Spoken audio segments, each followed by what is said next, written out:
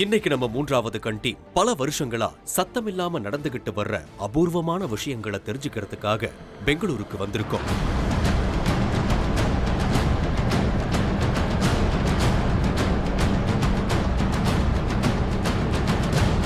கர்நாடக மாநிலம் பெங்களூருக்கு பக்கத்துல இருக்கிற தும்கூருக்கு போய்கிட்டு இருக்கோம்.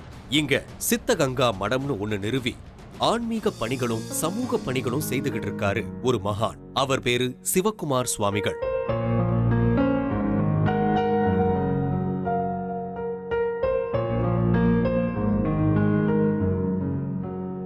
நூத்தி வயசான நம்ம சிவகுமார் சுவாமிகள் மிகப்பெரிய மகான். அவருடைய தரிசனம் கிடைச்சாலே போதும்னு தினமும் இங்க ஆயிரக்கணக்கான பக்தர்கள் வந்து இவரை வணங்கிட்டு போறாங்க.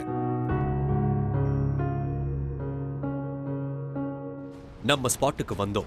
நமக்கு தகவல் சொல்லி வர சொன்ன தொழிலதிபர் ரேணுகேஷ் நம்ம தொகுப்பாளர் சுரேஷ கூட்டிக்கிட்டு போனாரு. திடீர்னு பார்த்தா அந்த இடமே ஒரு ஸ்கூல் காம்பவுண்ட் மாதிரி இருந்தது. எங்க பார்த்தாலும் வயசு வாரியா ஸ்டூடெண்ட் நடமாடிக்கிட்டு இருக்கிறத பார்க்க முடிஞ்சது.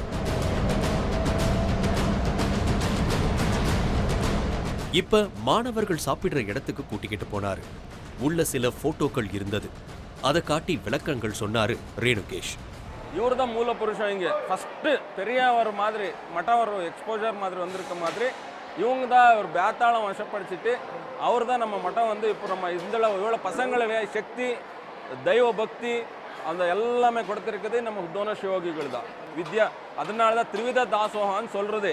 ஒன்று சாப்பாடு ஃப்ரீ, செகண்ட் வந்து எஜுகேஷன் ஃப்ரீ, தேர்ட் வந்து வசதி ஃப்ரீ. இது 3 நாள் தான் இவருக்கு சொல்றது திரிவித தாசோகிகளு. ஸோ 3 தாசோகம் 3 ஃப்ரீயாக கொடுத்து நம்ம தாசோகம் பண்ணும்போது இவருக்கு திரிவித தாசோகின்னு சொல்றது. அதனால தான் இவருக்கு வாக்கிங் கார்டு ಅಂತ சொல்றது. எஸ், நடமாடும் தேவரன்னு சொல்லிட்டு நமக்கு ஒரு டைட்டில் கொடுத்துருக்குது. அப்புறம் இவருக்கு பத்மபூஷணம் வந்திருக்கு, டாக்டரேட்டு, கர்நாடக ரத்னா, நிறைய ஒரு அவார்ட்ஸ் வந்திருக்கு.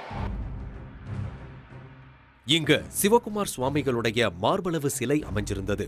அந்த சிலையில இருந்து அவருடைய கண்கள் உயிர்ப்போட இருந்ததை நம்மால உணர முடிஞ்சது. தன்னுடைய தன்னலமில்லாத தொண்டால ஒரு மகானா யோகியா வணங்கப்படுறாரு சிவகுமார் சுவாமிகள்.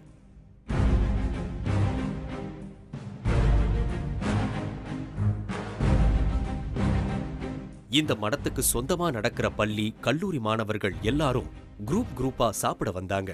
அவங்க எல்லார்கிட்டையும் ஒரு ஒழுங்க பார்க்க முடிச்சது. வரிசையா எல்லாரும் சாப்பிட உட்கார்ந்தாங்க. அப்ப இந்த ஸ்கூலை பத்தியும் ஸ்டூடெண்ட்ஸ் பத்தியும் நிறைய விஷயங்களை நம்ம கிட்ட சொன்னாரு ரேணுகேஷ். மண்டே டு ஃப்ரைடே வந்து உங்க only dhoti and towel plate எடுத்துட்டு வரணும். பிளேட் எடுத்து வந்து கியூவில் உட்காந்து வச்சுட்டு எல்லாருக்குமே சாப்பாடு சர்வ் பண்ணிட்டாரு. எல்லாம் centralised cook with complete hygienic gas friends. Okay, இவங்கெல்லாம் வந்து என்சிசி காரங்க, கெடிட்ஸ் வரலாம். இவரெல்லாம் வாலண்டியர்ஸ் மாதிரி வேலை செய்வார். அவரெல்லாம் டீச்சர்ஸ், பெரிய ஆளுங்களெல்லாம். அவர் வந்து என்ன பண்ணுறாருன்னா சூப்பர்வைசன் ப்ளஸ் பசங்களுக்கு என்ன வேணும் கேட்டுட்டு அவங்க அலாட்மெண்ட் பண்ணுறாங்க. ஸோ இப்படி டெய்லி 3 டைம்ஸ் குக்கு.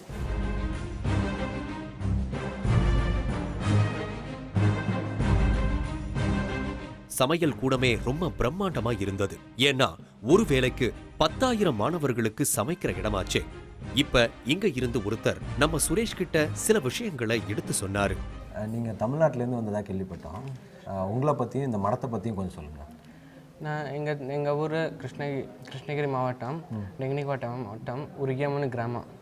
அங்கே எங்கள் மடம் இருக்குது, நூரந்து சுவாமி மலைன்னு. நூரந்து பேட்டா அங்கே மலை இருக்குது. அங்கேருந்து இங்கே படிச்சிருக்கு வந்திருக்கேன். இங்கே நான் 7வதுக்கு வந்தேன். அங்கே 7வது வரைக்கும் தமிழ் படித்தேன்.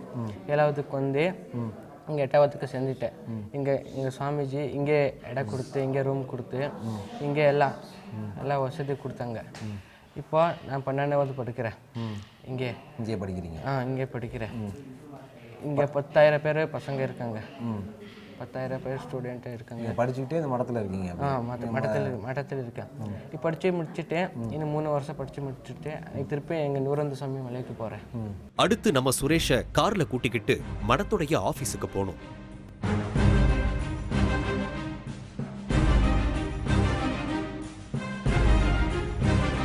அங்க இந்த மடத்துடைய இளைய மடாதிபதி இருந்தாரு. அவர்கிட்ட பல பேர் ஆசி வாங்கிக்கிட்டாங்க. அப்ப இளைய மடாதிபதிய பத்தி சில தகவல்களை சொன்னாரு. இப்ப இளைய மடாதிபதி சிவ பூஜைகளை கலந்துக்கிறதுக்காக புறப்பட்டு போனாரு.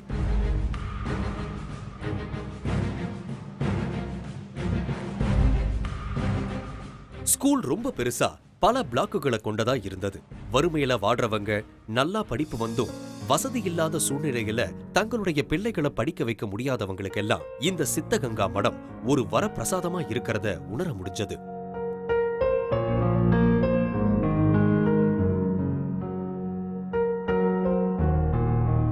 இங்க இருக்கிற மிடில் ஸ்கூலுடைய AHM நமக்கு சில ஆச்சரியமான தகவல்களை சொன்னாரு. அவர் கன்னடத்துல பேசினத நம்ம ரேணுகேஷ் தனக்கு தெரிஞ்ச தமிழ்ல விளக்கி சொன்னாரு. ஸோ இது வந்து ஃபஸ்ட்டு ஸ்டார்ட் ஆகிருக்குது, ஒரு 4 கிளாஸ் மட்டும் ஸ்டார்ட் ஆகிருக்குது. அதுக்கப்புறம் வந்து 1970 வந்து இது வந்து கவர்மெண்ட் எய்டட்னு சொல்கிறது கர்நாடகாவில். அந்த கவர்மெண்ட் சேலரி கொடுப்பா டீச்சர்ஸுக்கு, ஸ்கூல்ஸ் மக்களுங்களெல்லாம் இந்த பசங்களெல்லாம் வந்து படிக்கிடுவாங்க. பட் இது வந்து மட்ட சம்ஸ்தை இருக்கும்போது இவங்க வந்து so 5th, 6th, 7th approval எல்லாம் முன்னாடி இப்போ 1974 இந்த அப்ரூவல் ஆகிடுச்சு. டீச்சர்களை வந்து கவர்மெண்ட் சேலரிஸ் வரும். பட் சாப்பாடு துணியெல்லாம் வந்து சுவாமிஜி கொடுத்துட்டு இங்கே வசதியெல்லாம் சுவாமிஜி கொடுத்துட்டு இருக்காரு. அதுக்கப்புறம் வந்து இங்கே ஸ்டூடெண்ட்ஸ் கூட இன்க்ரீஸ் ஆகிட்டு இருக்காரு. இப்போ வந்து 47 செக்ஷன்ஸு, டோட்டலில் 3500 ஸ்டூடெண்ட்ஸ் இருக்காங்க டோட்டல் இந்த மிடில் ஸ்கூல் மட்டும் 1 to 7th standard to 7th standard.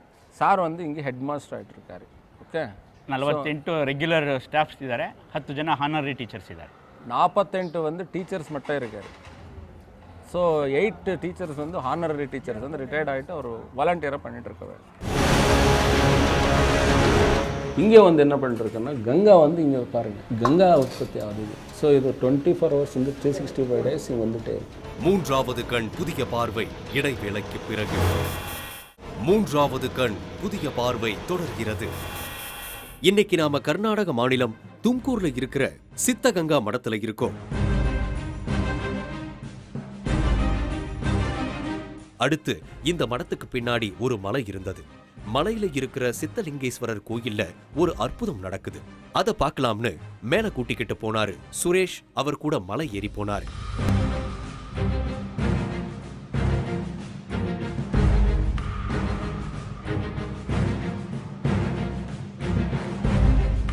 பாதி படிகள் ஏறினதும் மலைப்பாதையை ஒட்டின மாதிரி ஒரு பெரிய சிவலிங்கமும் நந்தியும் இருந்தது.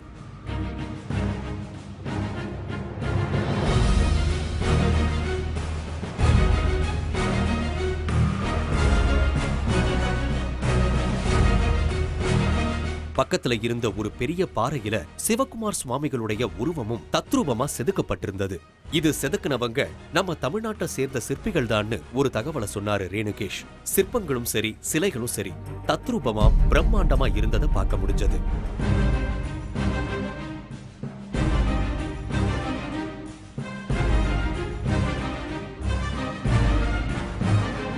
இதையெல்லாம் பார்த்துட்டு மலை மேல போனாங்க சுரேஷும் ரேணுகேஷும். இங்க சித்தலிங்கேஸ்வரர் சன்னதியும் எதிரில கங்கம்மா சன்னதியும் இருந்தது.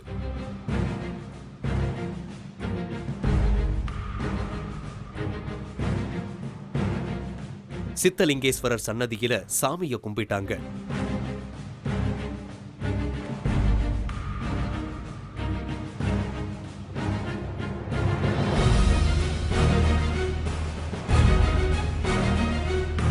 அடுத்து கங்கம்மா சன்னதி.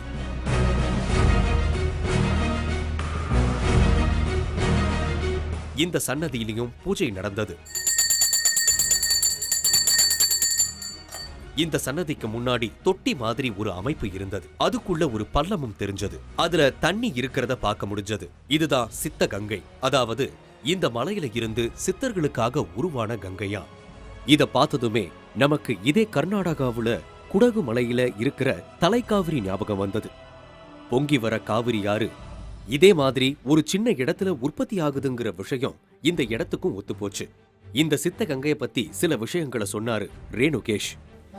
ஈஸ்வரன் சித்தலிங்கேஸ்வர, இது வந்து சித்தகங்கம்மா. சித்தகங்கம்மா இதுக்கு வந்து என்ன சொல்றதுன்னா சித்தகங்கைன்னு சொல்றது மாதிரி. இப்போ சித்தகங்கான்னு சொல்லிட்டு இருக்குது. இங்கே வந்து என்ன பண்ணிருக்குன்னா கங்கா வந்து இங்கே பாருங்க, இங்கே வந்து உள்ள வந்து கங்கா உற்பத்தி ஆகுது. ஸோ இது 24 hours வந்து 365 days இங்கே வந்துட்டே தண்ணி இருந்துகிட்டே இருக்கு. எஸ், அதனால தான் இதுக்கு வந்து சித்தகங்கை. இந்த இடத்துக்கு பேரு எஸ், அதனால தான் சித்தகங்கான்னு பேர் வந்துருக்கு. எப்படி வந்துடுச்சுன்னா அந்த காலத்தில் வந்து சுவாமிஜி வந்து இங்கே தபஸ் பண்ணும்போது இந்த நிறைய வந்து நம்ம கவுசில் இருக்கிற இல்லையா, அவங்க வந்து ஸ்டார்விங் வந்து தண்ணியில் குடிக்கிறதுக்கு. அப்போ வந்து அவ வந்து அந்த ಋಷಿಮುನಿகள்கிட்ட கேட்டிருக்கும்போது நமக்கு இல்லைன்னு சொல்லிட்டு இந்த இது இருக்கு இல்லையா பத்தை இது வந்து கொஞ்சம் சைடில் தள்ளிட்டேன்னா வந்து தண்ணி மேலே வந்துருக்கு இந்த மேலே இவ்வளோ மேலே ஸோ அதனால தான் வந்து இதுக்கு வந்து சித்தகங்கா அந்த பேர் வந்து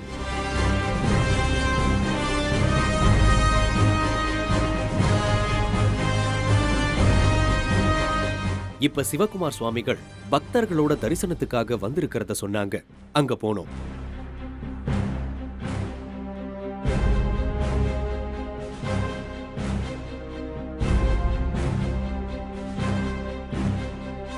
ஊஞ்சல் படுக்கை மாதிரி இருந்த ஒரு அமைப்புல சாஞ்சி உட்கார்ந்திருந்தாரு சிவகுமார் சுவாமிகள்.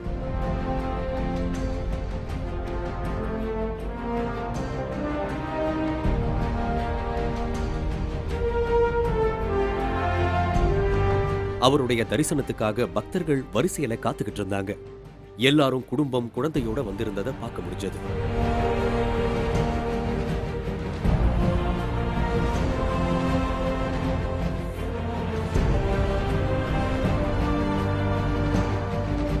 நமக்கு சுவாமிகளை பார்த்தா ரொம்ப ஆச்சரியமா இருந்தது.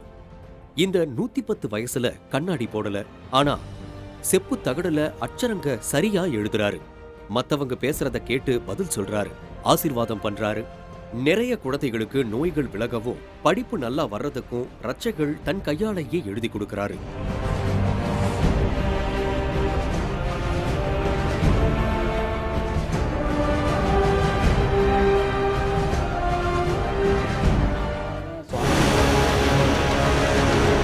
வேறு யாரும் கம்பேர் பண்ண முடியாது. ஸோ அதனால தான் நம்ம சொல்கிறது is always living legendary walking god. அவர் is not a individual personality, is a shakti. மூன்றாவது கண் புதிய பார்வை இடைவேளைக்கு பிறகு. மூன்றாவது கண் புதிய பார்வை தொடர்கிறது. இன்னைக்கு நாம கர்நாடக மாநிலம் தும்கூர்ல இருக்கிற சித்தகங்கா மடத்துல இருக்கோம்.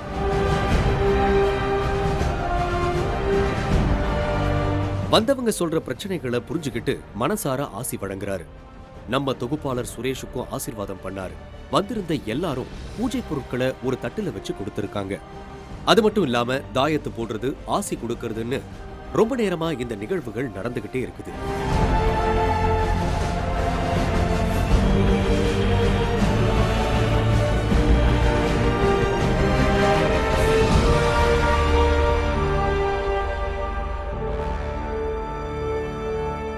ஒரு சிலர் யார் எவர்னு விவரம் சொல்ல அதை உன்னிப்பா கேட்டு அவங்களுக்கு ஆசீர்வாதம் கொடுக்கிறாரு. மொத்தத்துல இவருடைய பார்வை பட்டாலே போதுங்கிற மனோநிலையில தான் இங்க வர்ற எல்லாருமே இருக்காங்க.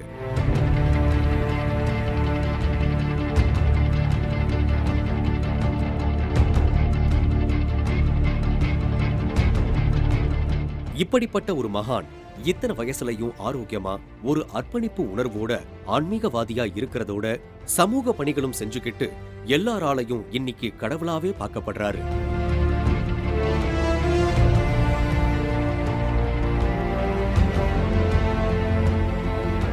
சிவகுமார் சுவாமிகள் இவருடைய சமூக ஆன்மீக பணிகளை பாராட்டி இவருக்கு நம்ம இந்திய அரசாங்கமும் பல தனிப்பட்ட அமைப்புகளும் நிறைய விருதுகளை கொடுத்திருக்கிறத சுரேஷ் கிட்ட சொன்னாரு மடத்துடைய நிர்வாக அதிகாரி. ಸ್ವಾಮೀಜಿ ದರ್ಶನಕ್ಕೆ ರಾಷ್ಟ್ರ ನಾಯಕರೆಲ್ಲರೂ ಕೂಡ ಬಂದಿದ್ದಾರೆ. ನೀಲಂ ಸಂಜೀವ್ ರೆಡ್ಡಿಯವರು, ಇಂದಿರಾ ಗಾಂಧಿಯವರು, ವಾಜಪೇಯಿಯವರು, ಅಬ್ದುಲ್ ಕಲಾಂ ಅವರು, ನರೇಂದ್ರ ಮೋದಿಜಿಯವರು, ಪ್ರತಿಭಾ ಪಾಟೀಲ್ ಅವರು, ಪ್ರಣಬ್ ಮುಖರ್ಜಿ ಎಲ್ಲರೂ ಕೂಡ, ನೀಲಂ ಸಂಜೀವ್ ರೆಡ್ಡಿಯವರು, ஜெயில் சிங் ಬಂದರು. Jail Singh, jail Singh. அதுல ஒரு முக்கியமான விஷயம் என்னன்னா, முன்னாள் இந்திய குடியரசுத் தலைவர் மற்றும் பல பெரிய அரசியல் பிரபலங்கள் நம்ம சிவகுமார் சுவாமிகளை வந்து தரிசனம் பண்ணிட்டு போறதா சொன்னாங்க. அதே மாதிரி கன்னட திரையுலக பிரபலங்கள் இங்க வராதவங்களே கிடையாதுன்னு சொன்னாரு. Abdul Kalam G very very close. வந்ததா சுவாமிஜிகிட்ட பேசிட்டு தான் அவர் ஒரு 1/2 hour to 1 hour உட்காந்து பேசுவார் எல்லாம். ஸோ இப்படி நடந்துட்டு இருக்கு, இப்படி பண்ணணும், இப்படி பண்ணணும். அவங்க வந்து ஆசீர்வாதம் எடுத்துட்டு சுவாமிஜி கூட பேசுவார் அவர்கிட்ட. எப்படி நடந்துட்டு இருக்கு, தேசம் எப்படி பண்ணுறீங்க, எதாவது இருந்தால் நல்லா பண்ணுங்க, யார் வந்தாலும் சரி ஃபர்ஸ்ட் வந்து சொல்கிறது நல்லா பண்ணுங்க. ஸோ அதனால தான் சுவாமிஜி வந்து அந்த ஒரு பர்சனாலிட்டிக்கு வேறு யாரும் கம்பேர் பண்ண முடியாது. ஸோ அதனால தான் நம்ம சொல்கிறது is always living legendary walking god. Always நெடு தேவருங்கன்னு சொல்லிட்டு இருக்கு. யாருமே இந்த வயசுலேயே யார் பண்ணும்? உட்காந்துட்டு ஏற்கிறதுக்கு ஆறுதல், எதுவும் உட்காரத்துக்கு ஆறுதல், ஆளுங்கள் மாதிரி இருக்குது. இப்போ சுவாமிஜிக்கு அந்த மாதிரி இல்லை. அதனால தான் அவர் என்ன பண்ணுறாரோ அவருக்கு எல்லாமே தெரியும். அவர் அதான் சொல்கிறது, அவர் is not a individual personality, is a shakti. அடுத்ததா சுவாமிகள் மடத்துல இருக்கிற தன்னுடைய இடத்துக்கு வந்தாரு. கார்ல இருந்து இறங்கி அவர் மர பாதுகையோட நடந்து போனது ரொம்ப ஆச்சரியமா இருந்தது.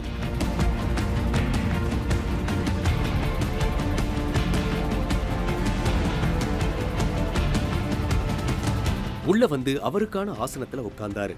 இங்கேயும் இவருடைய தரிசனத்துக்காக நிறைய பேர் காத்துக்கிட்டு இருந்தாங்க. பக்கத்துல இருந்தவங்க விவரம் சொல்ல எல்லாருக்கும் ஆசி கொடுத்ததோட மாலைகளும் பழங்களும் கொடுத்தாரு.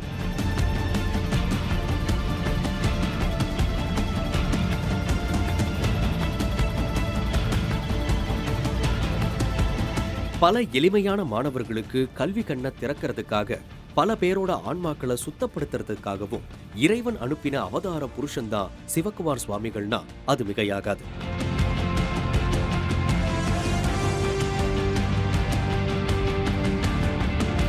ஒரு மகான யோகிய, இன்னும் சொல்ல போனா 110 வயசான ஒரு கடவுளை தரிசனம் பண்ண திருப்தியோட நம்ம டீம் அங்க இருந்து கிளம்பினாங்க.